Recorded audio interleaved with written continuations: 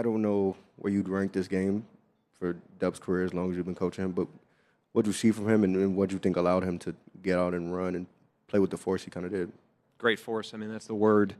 And we've used that word with him in his development. And when he's at his best, he's playing with that type of force. And that was an unbelievable performance by him just throughout the whole game. I mean, he really was on the gas the entire night, applied a ton of pressure, thought he made a lot of the right plays.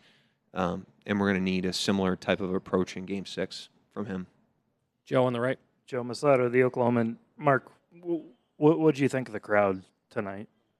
Yeah, unreal. I mean, they've been unreal forever, but they just put the wind at our back, and we have to give them a reason to. We have to play with the type of togetherness and competitiveness and spirit that they can relate to, which I thought we did tonight, but it's an unbelievable lift for us to be home. I'm sorry? Can you hear each other out there? I mean, you're barking instructions, everything like that. Just what's that like? Yeah, less than the regular season, but enough. We're getting the stuff in. Hey, Mark. Jenny Carlson with the Oklahoman. You guys are trading punches there in the fourth quarter with them, and then you go up 8 after Jdub hits a shot. Then you had the 4 steals in a row. Just walk me through those defensive possessions for your guys and how fitting it was to see the game really secured with your defense. Yeah, I thought our defense tonight was really good. I thought our conversion off of our defense was hit or miss. We had some really good moments. We had some moments that I wish we could have back. The second chance points were a major problem. They did a great job of crashing to the glass. They beat us in the paint tonight. So it wasn't a perfect game at all, and there's a lot of room for growth. But I thought our improvement from Game 4 to Game 5 was critical, and we're going to need a similar type of approach. We got to take the humility to understand there's still a lot we can get better at if we want to go on the road, and win a game. Nick in the middle. Mark, you just mentioned improvement, the offensive process. What did you make of that? The 24 assists, 10 by Shea, and just the sheer way that you scored on that end. Yeah, I thought we took a step forward there. That we took some steps forwards tonight. We took some steps backwards. That's natural. You're not going to be perfect in everything, but offensively, we definitely took some steps forward in terms of our approach. And defensively, I thought we were pretty good. I thought McConnell really changed the game in the third. Obviously, that was blatant. And so, we got to do a better job there. We got to do a better job on the glass. Late game defensive transition, they kept the pressure on us there. So we have room for growth, but I thought we took some steps forward on the other end. Vince on the right. Hey, Coach. Vince Goodwill, Yahoo Sports. Coming into the season, the thought was that either Dub or Chet was going to have to step forward to be the second guy next to Shea to get you guys to this level. Was there anything before the season or during the season where you were sort of affirmed about Jdub, or was it something that evolved through the playoffs that sort of leads up to tonight in this series? Yeah, respectfully, we don't look at it like that in terms of, second guy, first guy, third guy, anything like that. We're just trying to help every guy grow and improve and tackle the next thing in front of them. And Dub's a third-year player. Chet's a third-year player. Kason Wallace, a second-year player. I mean, we're just trying to help those guys take steps forward wherever they are at a given moment. That's everybody on the roster. That's Caruso and Kenrich Williams, and that's all the way on down. And when you do that and when the guys commit to that, they improve. And I think tonight, a lot of the things that Dub got in the game tonight are things that we talked about early in the season. He wasn't having games like this in November, December. So his focus on the improvement, I think, led to him being the player he is right now. But again, these guys can be ready to go on the road. We got to be ready to go as well. Fifth row on the left.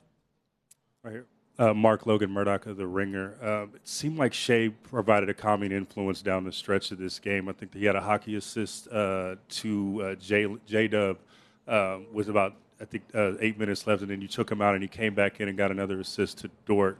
What did you think of his game, and how did he kind of settle things when you guys were when they were coming back, when Indiana was coming back? Yeah, I thought they had a really good offensive second half. And so defensively, there's some things we can learn from. Like I mentioned, McConnell in the third, and then in the fourth even, I think they had 30 points or 33 points.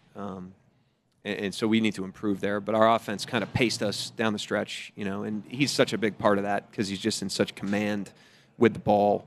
And Dub was doing that tonight too, which is important against their pressure. So I thought those guys, again, played really well in the two-man game, controlled the clock, controlled the game down the stretch, and paced us ahead of them. Fourth row on the right. Mark, Valencia King, Real Talk Sports. I talked to you last series about how both Jdub and Shea used the phrase, be where your feet are. As their coach heading back into Indiana, how will you continue to hold tight to that phrase? Yeah, I mean, we have to, as we have all year, we have to focus on improving. We're playing a game, and we have to get better in the areas that we have to improve. Indiana is going to do that. That's part of a series. That's how you pace ahead of a series, is you keep improving. And we got to go up there and focus on what we focus on, which is the next game, the next possession, and where we are. And the guys have done an amazing job of that. But these games are a challenge. We want to win these games. It can pull you into the future. It can pull you out into the past. We got to stay present and compete together in every possession of the game.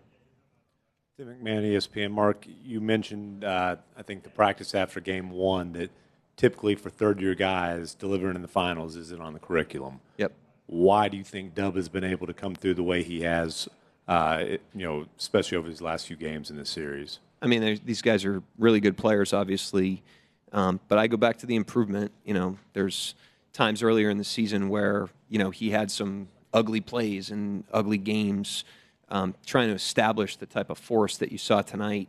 And I complimented him back then, but he's trying to make an all-star team. He's a all-NBA player this season. He's got an individual career that, he's ambitious. But the way that you accomplish your goals and become the player you're going to be is by improving. And I credit him because in the face of all those things, he just focused on improving. And now in the face of going up to Indiana, up 3-2, we have to focus on improving. That's got to be our mindset, and we have to discipline ourselves to do that.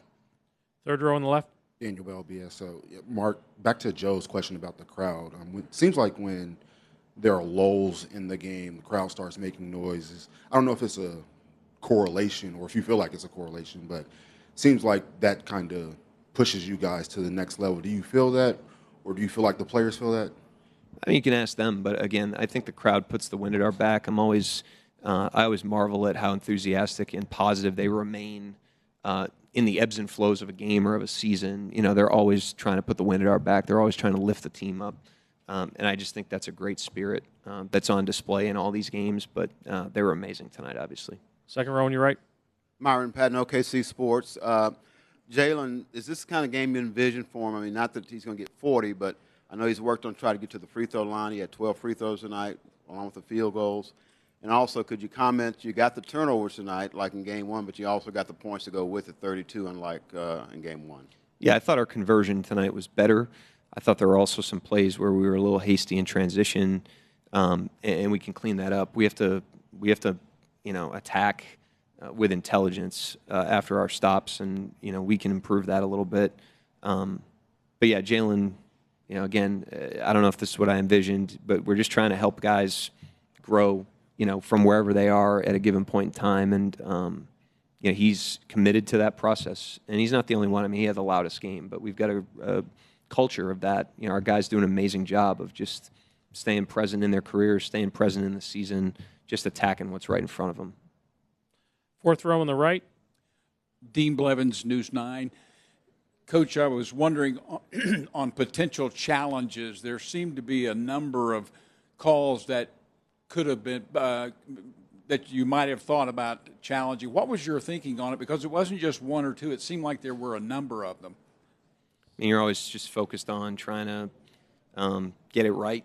You don't want to burn one on a play that could be marginal or it can be interpreted in a certain way, and try to keep it in your pocket unless it's one that you can really go get. Fred, last question in the back right. Hey, Mark. You guys, especially like Aaron Wiggins, seem to put a real emphasis on getting up shots, getting up threes in transition. Was that something that you felt like you guys had to emphasize was a better way to get threes in transition? And what did you think of the looks you guys were able to get from beyond the arc tonight? Yeah, I mean, we shot 17 threes in Game 4, and that's not really a recipe it's a byproduct of offense that's not where it needs to be. And so I thought we made some improvements tonight.